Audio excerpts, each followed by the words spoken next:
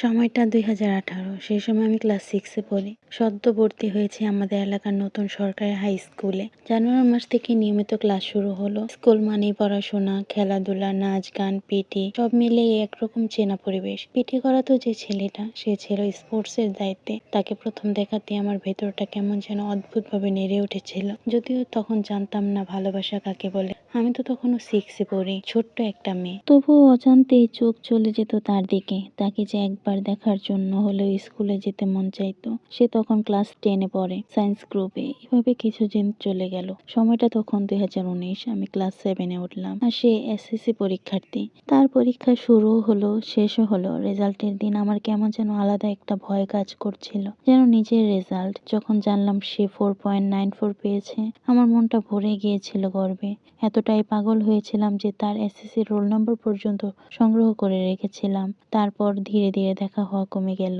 দিন, মাস সব কেটে যেতে লাগলো। 2020 সাল এলো করোনা মহামারী নিয়ে। মার্চ মাসে হঠাৎ করে স্কুল বন্ধ হয়ে গেল। সবকিছু থমকে গেল। অনেকদিন পর স্যাররা চুপি চুপি প্রাইভেট পড়ানো শুরু করলেন।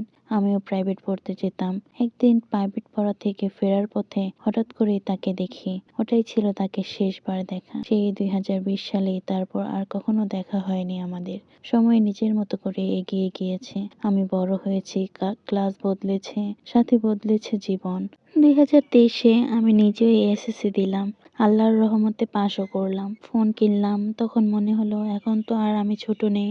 সাহস করে তাকে ফেসবুকে রিকোয়েস্ট পাঠালাম। সে রিকোয়েস্ট অ্যাকসেপ্টও করলো। কথা শুরু হলো। একদিন সাহস করে বলেও ফেললাম 2018 সাল থেকে তাকে ভালো লাগে। অনেকদিন ধরে মনের কথা জমে থাকা কথাগুলো বেরিয়ে এলো। কিন্তু একটা ভুলের কারণে তাকে পেয়েও আমি তাকে পাইনি। এর ভেতর আমি গত বছর এইচএসসিও পাশ করলাম। কিন্তু তার সাথে কথা বলতে ইচ্ছে হয় অনেক। আজ 2026। এত বছর পরও আমি তাকে ভালোবাসি। কিন্তু সে বলেছে তার বিয়ে ঠিক হয়ে গেছে।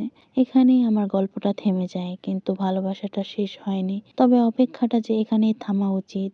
আমি বুঝেছি সব ভালোবাসা পাওয়ার জন্য আসে না। কিছু ভালোবাসা শুধু আমাদের মনকে বড় করে, আমাদের ভেতরের অনুভূতিগুলো চিনিয়ে দেয়। আমি হয়তো তাকে পাইনি, তারপরও আমি তাকে ভালোবাসি। কারণ ভালোবাসা প্রাপ্তির মধ্যেই থাকে না, ভালোবাসা থাকে ত্যাগের মধ্যে। আমি তাকে আজও ভালোবাসি, কালও ভালোবাসতাম, এন্ড পরশু আমি তাকেই ভালোবাসবো।